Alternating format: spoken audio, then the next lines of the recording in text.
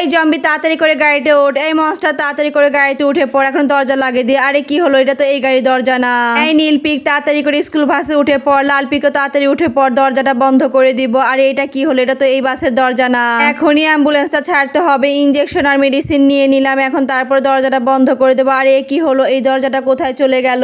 ওহো, এতক্ষণে বুঝতে পারলাম সবগুলো গাড়ির দরজা না উল্টো পাল্টো হয়ে গেছে। এখন না এই অ্যাম্বুলেন্সের দরজা লাগিয়ে দিলাম, অ্যাম্বুলেন্সটা চলে যাচ্ছে।